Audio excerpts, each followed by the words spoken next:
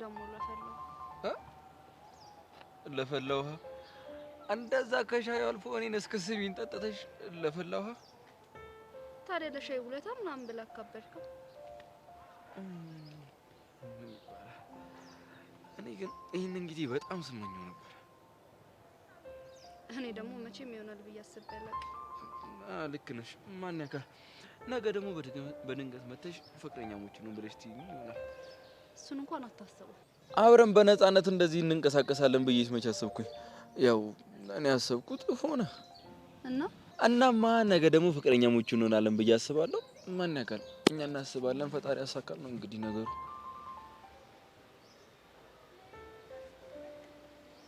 አይን ላይ ምንድነው ያለው እኔ እንጃ ምን አለ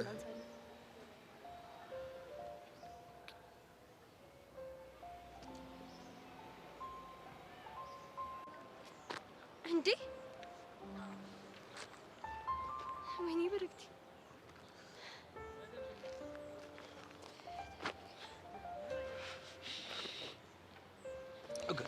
ቆይ ተረጋጋ መሄድና ንዴትህን ማሳየት ይበልጥ ነው የሚያስደስታት እና ታዲያ ፍቅረኛ የሌላው እንድስትስም ቆሜ ነው እንዴ እኔ መኮተና ልጃለሁ ግን ማሳየት አልፈልግም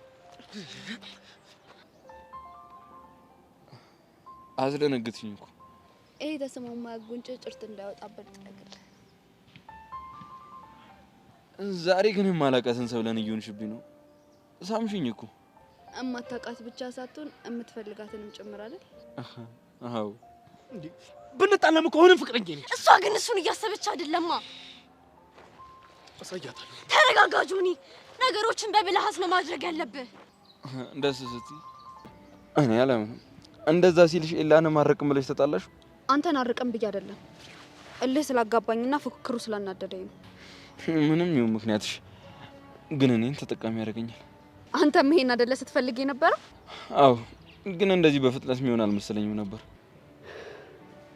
ካሁን በኋላ በፈለክበት ሰዓት እኔን ማግኘት ትችላለህ ቆይ የጆኒ ነገርስ የሱን ስም አታንሳብኝ በለሽ ነው እንደውም ማን ነው ጆኒ በረክቲ ግን ይመቻት መታ ሁሉንም ነገር ድብልቅልቅ አደረገችው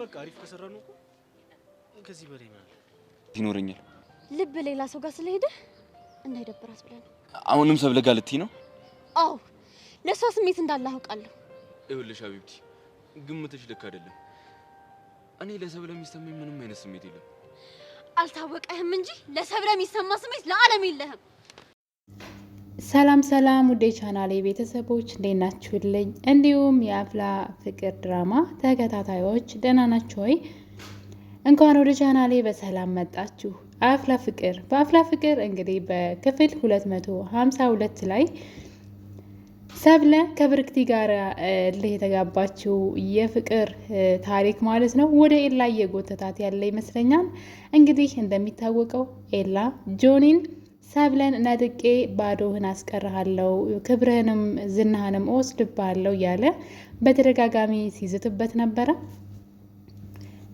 ታዲያ እንግዲህ ይሄን ለማድረግ ደግሞ ኤላ ሰብለ ወደሱ እንድትሳብ የማያደርገው ነገር የለም ምክንያት እየፈለገ ካጠገቡ እንዳትርቅ ሲያደርጋት ያየን ነበረ ሰብለም እንግዲህ በሱ ወጥመድ ገብታ ማለት በወጥመድ ወድቃለች ማለት ይቻላል ወደዋለች ማለት ነው ስለዚህ እንደወደደችው ሲያቅ ደግሞ ጆኒን ትታ እንድትመጣ በጣም ብዙ ነገር ሲያደርግ ነበረ በጣም ብዙ ነገር እውነት ለመናገር ከሆነ አንዲት ፍቅረኛ ያላት ሴት የሆነ ሌላ ወንድ እንደፈለገው በሆነ ነገር እያስፈራራ ከሱ እንዳትርቅ እንዲያደርጋት ልትፈቅድ አትችልም ሰብለ ፍላጎቱ ስላላትና እሱን ስለምትወደው ነው ወደድኩ ማለት ደግሞ አትችልም ፍቅረኛ አላት ታዲያ እንግዲህ ባገኙት አጋጣሚ በድብቅ ፍቅራቸውን ቢገላለጹም ማለት ነው ነገር ግን ይፋ ማድረግም ሆነ አንደበት አውጥተው እንደሚዋደዱ አያወሩም እሱ ግን ሁሉ ጊዜ እንደምታፈቅረውና ከሱ ፍቅር እንደያዛት መናገር እንዳልፈለገች በተደጋጋሚ ኤላ ፑሽ ያደርጋት ነበር ይሄን ነገር እንግዲህ እንድትናገረው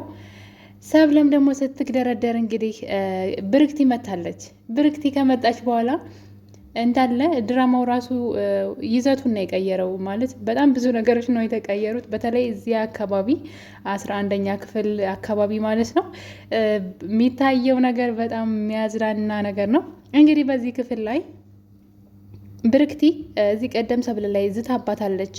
አርፈሽ የማትቀመጭ ከሆነ የምታፈቅሪውን ጆኒንም ሳይቀር አሳጣሻለሁ ማለት ጆኒን ብቻ ሳይሆን ሁለቱንም አሳጣሻለሁኝ።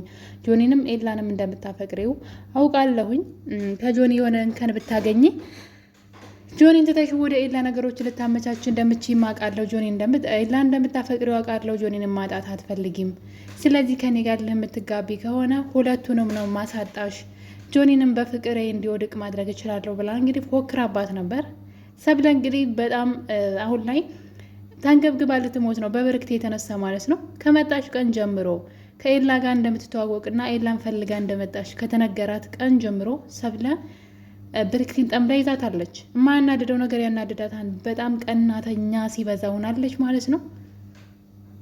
ከጆኒ አጠገብ አልይሽ የሚል ምክንያት ነው ያላት። ነገሩ ግን እንደዛ አይደለም። የጠላችበት ምክንያት ዋናው ነገር የኤላን ማፍቀሯ ነው፣ ወይም ደግሞ ኤላን ፈልጋ መምጣቷ ነው።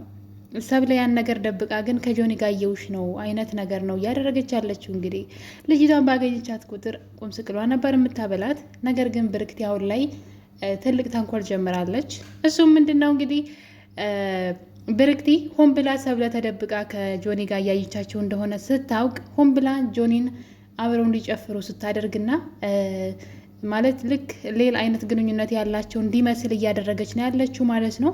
ያ ደግሞ እንግዲህ ጆኒ ወደ እሷ እንዲሳብና በእሷ ፍቅር ውስጥ እንዲወድቅ ወይም ደግሞ ሰብለን መበቀል ትፈልጋለች። ታዲያ እንግዲህ ሰብለ ደግሞ ይህን ነገር አይታ ጆኒን ከእሷ እንዲርቅ ይቅርታ እንዳደረግልህ ከፈለግ ከብርክቲ እራቅ ብላ ይህ ቪዲዮንም ሀሳብ ሁሉንም ነገር እንድተው ፈልጋለሁኝ በማለት ጆኒን ብትጠይቀውም እሱ ግን አንድ ቅድመ ሁኔታ አቅርቦላታል ማለት ነው። እኔም አንቺ ኤላ ጋር ስትሄጂ የሚሰማኝ ስሜት ይሄ ነው። ስለዚህ አሁን አንድ እኩል ነን አይነት ጨዋታ እየተጫወተ ነው። አንቺም ከኤላ አጠገብ እንዳደርሽ እኔም ብርክቴ አጠገቤ እንዳደርስ ቪዲዮንም ሌሎች ነገሮችን ምንም ነገር አናደርግም።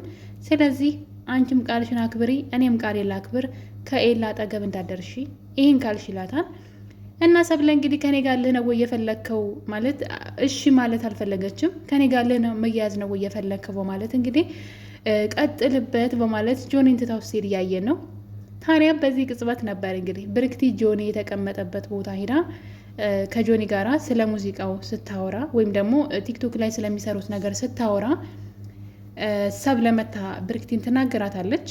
እና በዛው ቅጽበት ደግሞ ጆኒ ሂዶ ብርክቲን ይቅርታ ይጠይቃታል።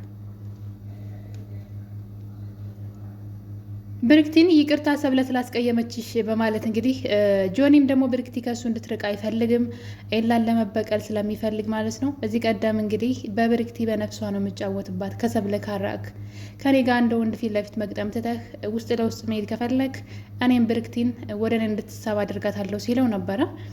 የኤላ ነገር ትንሽ ግራ እያጋባኝ ነው ያለው። ሰብለን ይወዳታል እንግዲህ ከጅምሩ ጀምሮ ግንኙነታቸው የጀመረው መጀመሪያ ጊዜ ትምህርት ቤት ሲገባ ቀን ጀምሮ በጸብ የጀመሩት ነገር ወደ ፍቅር እንደተቀየረ ነበር የምናውቀው። በእርግጥ ኤላ በተደጋጋሚ ጆኒ ከሰብለ አጠገብ አልህ እያለ ሲናገረው እልህ እንደተያያዘ እናውቅ ነበርና ግን ሰብለን እንዳፈቀራት በብዙ ነገሮች እያየን ነው። ነገር ግን አሁን ላይ ምንም ሀሳቡ እየገባኝ አይደለም። ሰብለን ከጆኒ መውሰድ ይፈልጋል፣ ግን ወስዶ ምንድነው የሚያደርጋት የሚለው ነገር ትንሽ ግራ ያጋባል። ምክንያቱም ሰብለን ከጆኒ እየወሰዳት ቢመስለውም መልሳ መሄዱ አይቀርም እኮ እሱ የማይወዳት ከሆነና ስለዚህ ምንም አሸነፈ ማለት አንችልም። ካልወደዳት ከጆኒ ስለመለያየቱ ሰብለን ለምን አስፈለገ ብዬ እኔ ራሱ ጥያቄ ፈጥሮብኛል። ኤላ ሰብለን ካላፈቀራት ከጆኒ መለየቱ ምን አስፈለገ? ሰብለ ምን አደረገችው? ሰብለ የምትወደውን ሰው ማሳጣቱ ለምን አስፈለገ? መጀመሪያ እንድትወደው አደረገ። ከዛ ደግሞ እንግዲህ ከጆኒ እንድትለያይም እየጣረ ነው። ያው መለያየቱ አይቀርም፣ ግን መጨረሻ ላይ ከለያት በኋላ ይወዳታል ልጅቷን ነው የኔ ጥያቄ የሆነብኝ። ነገረ ስራውን ሳይ ሁሉ ግራ ስለሚያጋባኝ ነው። ምክንያቱም ደግሞ በሰብለ ብቻ ሳይሆን በብርክቲም እንግዲህ መጫወት ማለት ብርክቲም ከጆኒ አጠገብ እንድደርስ አይፈልግም። መጀመሪያ ሰብለን ነጥቀዋለሁኝ፣ ሰብለን ከወሰድኩኝ በኋላ ደግሞ ብርክቲንም አሳጠዋለሁኝ እያለ ነው ማለት ምን ሊያደርጋት ነው ብርክቲን? ታዲያ ሰብለን ከፍቅረኛዋ ነጥሎ ከወሰዳትና የእሱ ካላደረጋት ሰብለ ተመልሳ ጆኒ ጋር መሄዱ አይቀርም፣ ጌሙ ጨዋታው ሲያልቅ ማለት ነው። ስለዚህ እስከ መጨረሻው መውሰድ ከፈለገ የሱ ማድረግ አለበት። ያ ደግሞ የሱ ስራ ነው። እሺ ብርክቲ ምን ሊያደርጋት ነው? ብርክቲ ታፈቅረዋለች፣ እሱ ግን አላፈቅራትም። እኔ ያንን ከድሮ ከትምህርት ቤታቸው ቀን ጀምሮ ከድሮ ትምህርት ቤታቸው ጊዜ ጀምሮ ማለት ነው እንደማያፈቅራት ነግሯታል።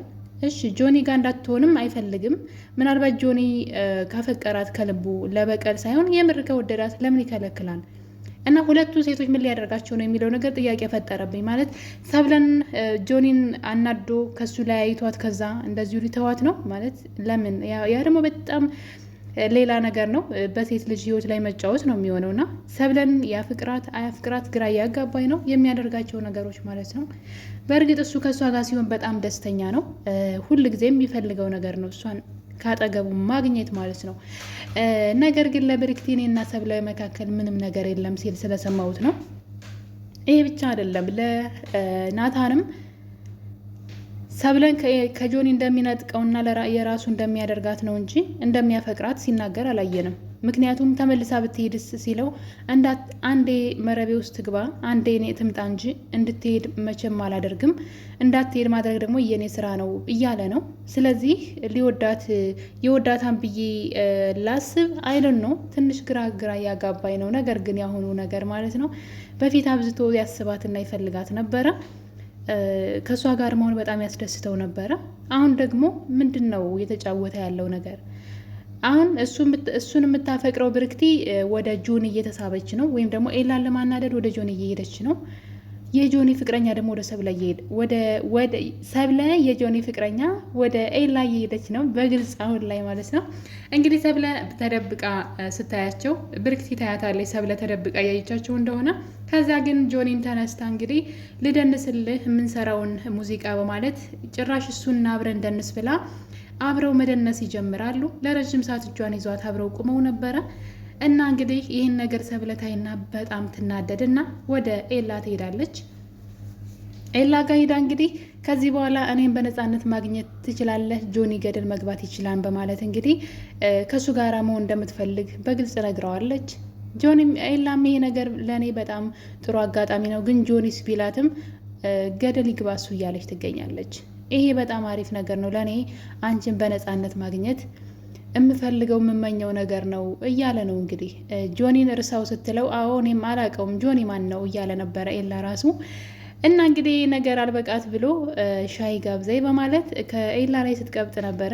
በመጨረሻም እንግዲህ ብርክቲና ጆኒ አብረው እየተራመዱ ታያቸዋለች ፊት ለፊታቸው። እናም እንግዲህ ኤላን ሆን ብላ አይነ ውስጥ ምንድን ነው ያለው በማለት ሆን ብላ ጆኒን ለማናደድ ማለት ነው ኤላን ስትስመው እያየን ነው።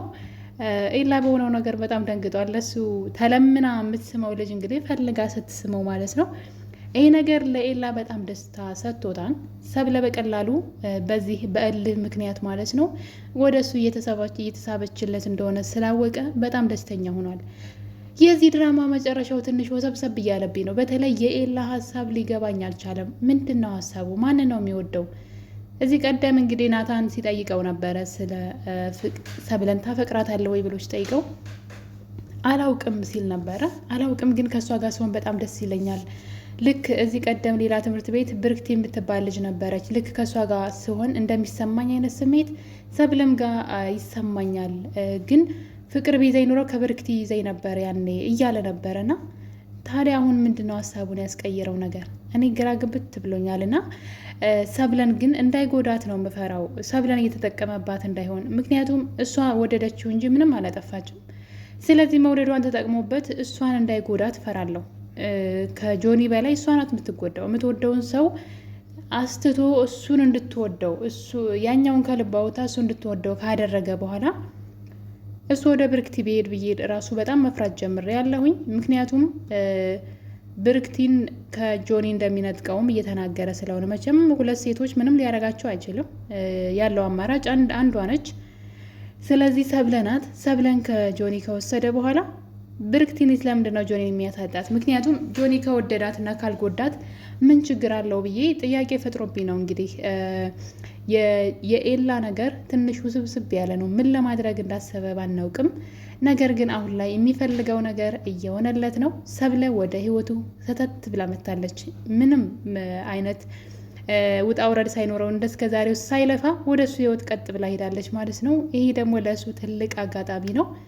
ይህን አጋጣሚ ተጠቅሞ ሰብለን ተፍ ተፍ ብሎ ወደ እሱ መውሰድ ነው ያለበት፣ ወይም ደግሞ ፍቅሯ እንድትገልጽ ማድረግ አለበት። አሁን ላይ ገና ቀረቤታ ነው እንጂ ያን ያክል እንደምትወደው እንደሚወዳት አላወሩበትም። እና እንግዲህ እልህ የጀመረው ፍቅር መጨረሻው ምን እንደሚሆን ባናቅም፣ ብርክቲ በተቃራኒው ደግሞ ጆኒን ወደ እሷ ለመሳብ ሌላ ስራ እየሰራች ትገኛለች። ሰብለ ባየቻት ቁጥር ሆን ብላ ጆኒ ለሌላ አክት እያሳየች ትገኛለች። ይሄ ነገር ሰብለ በጣም እንድትናደድና ወደ ኤላ እንድትገፋ እንድትሄድ እያደረጓት ይገኛሉ። የዚህ ድራማ ወይም ደግሞ የእነዚህ ልጆች ፍቅር መጨረሻ ምን እንደሚሆን ባናቅም፣ አሁን ላይ ግን ሁለቱም እንግዲህ ተቀያይረዋል። ሰው ማለት ሰብለ የጆኒ ፍቅረኛ ናት። ብርክቲ ግን የኤላ ፍቅረኛ አይደለችም። ታፈቅረዋለች እንጂ ፍቅረኛው አይደለችም፣ እሱ ስለማያፈቅራትና እንግዲህ ቦታ ተቀያይረዋል ማለት ነው። የዓለም ነገር ምን እንደሚሆን ባናውቅም አሁን ላይ እሱ ሰብለን ወስዷን ኤላ ማለት ነው። ጆኒ ደግሞ እንግዲህ ብርክቲን ወደ እሱ እየሳበ ይገኛል። ውድ ቤተሰቦቼ እንግዲህ የዛሬው የአፍላ ፍቅር የክፍል 252 ትረካችን ይህን ይመስል ነበረ። እንደወደዳችሁ ተስፋ አደርጋለሁኝ። ለቤቴ አዲስ ከሆናችሁ ደግሞ ሰብስክራይብ በማድረግ አበረታቱኝ። በመልካም ፍቃዳችሁ ስለምታበረታቱኝ ሁላችሁንም አመሰግናለሁ። እንግዲህ በቀጣይ ደግሞ በክፍል 253 ላይ ምን ሊፈጠር ይችላል? ሰብለ በዚህ መልኩ ልቀጠል ትችላለች ወይ ከኤላ ጋር? የኤላስ ሀሳብ መጨረሻው ምንድን ነው? ይሄ በልህ የተጀመረ ፍቅር መጨረሻው ምን ይሆናል የሚለው እንግዲህ በጣም አጓጊ እየሆነ መጥተዋል። በተለይ ብርክቲ ወደዚህ ድራማ ከተቀላቀለች በኋላ ነገሮች ሁሉ ድብልቅልቅ ብለዋል። ኤላ ደግሞ ሰብለ ወደሱ ስለመጣች በጣም ደስተኛ ሆኗል። ብርክቲን ላመስግንሽ ወይስ አሁን በአንቺ ልናደድብሽ እያለ ይገኛል። ምክንያቱም ደግሞ ሰብለ በሷ የተነሳ ነገሮችን ድብልቅልቅ ስላደረገች ነው ሰብለ ገፍታ ወደ ኤላ እየሄደችው። የዚህ የእልህ ፍቅር መጨረሻ ምን ይሆን ይሆን? ሀሳብ አስተያየታችሁን ኮሜንት ላይ ማስቀመጥ እንዳትረሱ። የዛሬው ቪዲዮ ደግሞ ይሄን ይመስል ነበረ። ይሄ ቪዲዮ ሲለቀቅ እንዲደርሳችሁ ሰብስክራይብ ካረጋችሁ በኋላ የደውል ምልክቷን መጫን እንዳትረሱ። ሌሎች ቪዲዮዎችን ስለቅ እንዲደርሳችሁ ሀሳብ አስተያየታችሁን ደግሞ ኮሜንት ላይ ያስቀምጡልኝ። እወዳችኋለሁኝ። መልካም ጊዜ